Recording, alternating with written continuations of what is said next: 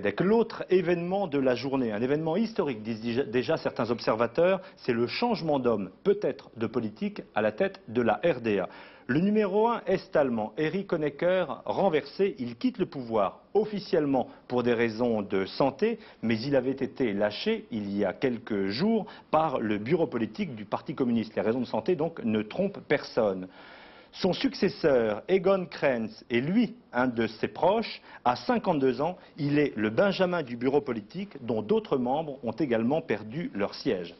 Alors revenons sur les événements récents de ces dernières semaines, ceux qui ont secoué l'un des pays les plus fermés à la perestroïka venue de Moscou. Ce sont, souvenez-vous, ces 100 000 réfugiés est-allemands qui passent à l'ouest. Ce sont aussi, ces derniers jours, comme à Leipzig, ces dizaines de milliers de manifestants qui, dans la rue, demandent plus de liberté et plus de démocratie. C'est la première fois dans ce pays que l'opinion publique peut renverser un dirigeant. Erich Honecker, le premier, vient d'en faire les frais.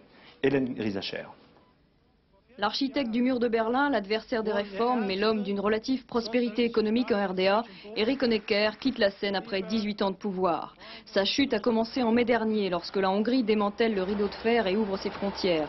Des centaines d'Allemands de l'Est en profitent pour s'enfuir vers l'Ouest. Marxiste-léniniste pur et dur, Erich Honecker condamne l'ouverture hongroise.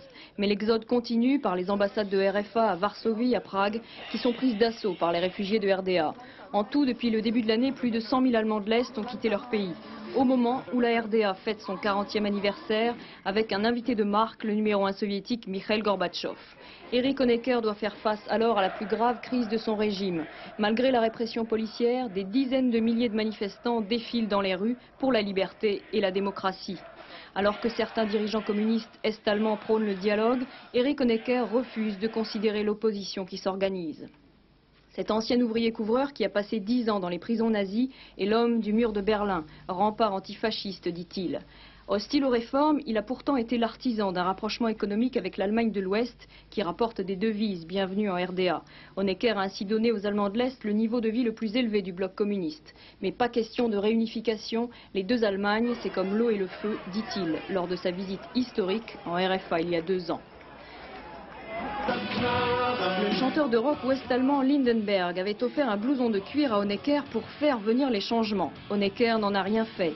Les envies de réforme des Allemands de l'Est se sont heurtées à la fermeture d'esprit d'Erich Honecker qui signe l'échec de son système. Aujourd'hui, il a pris la porte.